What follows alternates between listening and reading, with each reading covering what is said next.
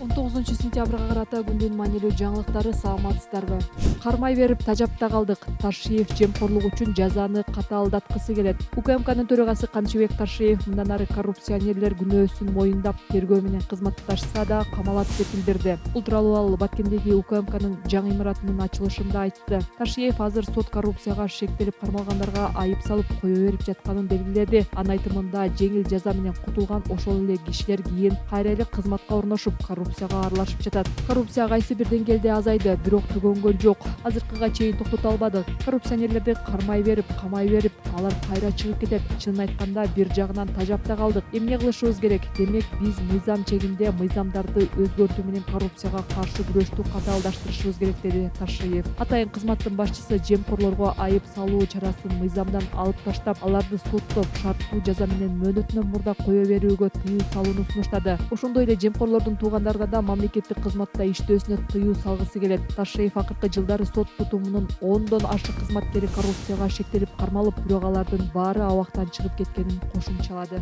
УКМК балыкчыдагы ун комбинатынын жер тилкелери имараттары менен мамлекетке кайтарылды. 19 сентябрда УКМК Ысык көлдүн балыкчы шаарындагы дээрлик 289 миллион сомдук ун заводунун имараты жана жер тилкелери мамлекетке кайтарылганын билдирди. Жер тилкеси бар тегирмен, суу алуучу курулма, даяр продукция кампасы, трансформатордук имарат, жашылча сактоочу жай мамлекетке кайтарылды, дешти атайын кызматтан. Завод мурда мамлекеттик материалдык резервдер фондунун кызмат адамдары тарабынан менчикке чыгарылганы айтылат. Кийин бул боюнча коррупция биренеси менен иш козголгон. Таштанбеков Ысык Атада акимчиликтин кызматкери аял болгон үчүн иштен алынды. Жогорку кеңештин депутаты Акбөкөн Таштанбеков парламенттин 19 сентябрындагы жыйынында Ысык Ата районунда акимчиликте иштеген кызматкер аял болгон үчүн иштен алынганын билдирди. Ал министрлер кабинетинин төрагасы Акылбек Жапаровго кайрылып, акимдердин ишмердүүлүгүн көзөмөлдөөнү өтүндү. Кечээ рай администрациянын аппарат жетекчиси кайрылды. Анын айтымында аким: "Ага, сен аялсың, мага эркек кызматкер керек, жумуштан кет" дептир. "Колуңдан келбейт, жумуштан кечигесиң" деген сөздөр менен аял болгон үчүн иштен четтетүүгө болбойт. Бул конституцияны бузуу, деди Таштанбеков. Кыргызстан саясатында жана мамлекеттик кызматтагы гендердик теңсиздик маселеси көп жылдан бери олуттуу көйгөй бойдон калууда. Аялдар үчүн саясатка аралашып, жетекчилик кызматтарда калуу кыйыныраак. Клуб 2021-жылдагы изилдөөсүндө Кыргызстанда аткан эрлер үчүн айнек-шип бар экенин аныктаган. Кызмат орундары канчалык жогору болсо, аялдар ошончолук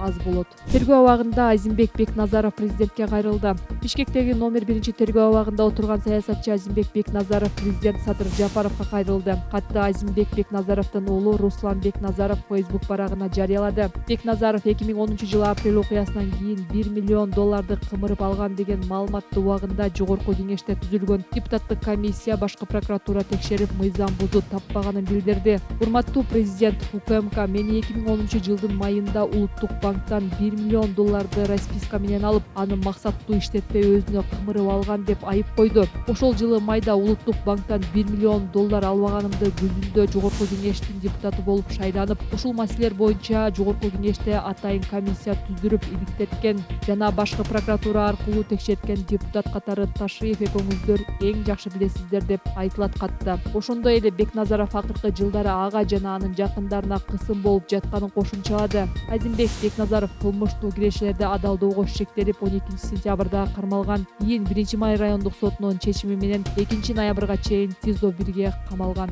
Баткенде УКМКнын кезектеги жаңы имараты ачылды. 18 сентябрда Баткендин Кадамжай районундагы УКМКнын жаңы имараты ачылды. Ал эми Бүргө айылында дагы бир имарат оңдоп түзөөдөн өткөрүлдү. Иш-чарага атайын кызматтын төрагасы Камчыбек Ташиев өзү катышты. Ал куттуктоо сөзүндө Кадамжайда дагы деле уюшкан кылмыштуу топтордун мүчөлөрү бар экенин айтты. Буларга тез арада чара колдонбосоңор, мен силерге катуу чара колдоном. Коррупционерлер дагы чек ара аймагында кандайдыр мыйзамсыз иштерге барышууда. Мындай болушуна жол берилбеш керек жана тез арада мындай көрүнүштөрдү жокко чыгарышыңар керек, деди Ташиев. Атайын кызматтан жаңы имаратта кызматкерлердин ишине зарыл болгон бардык шарт бар экенин белгилешти. 2021-жылдан тарта өлкөдө укук коргоо органдарынын, айрыкча УКМКнын имараттары жаңыланып, ачылыш аземи салтанаттуу түрдө өткөрүлүп келет. Бирок каржы булагы кайдан экени ачыкталбайт. Акыркы жолу Ташиев өлкө боюнча УКМКнын 50-гө жакын жаңы имараты курулганын айткан.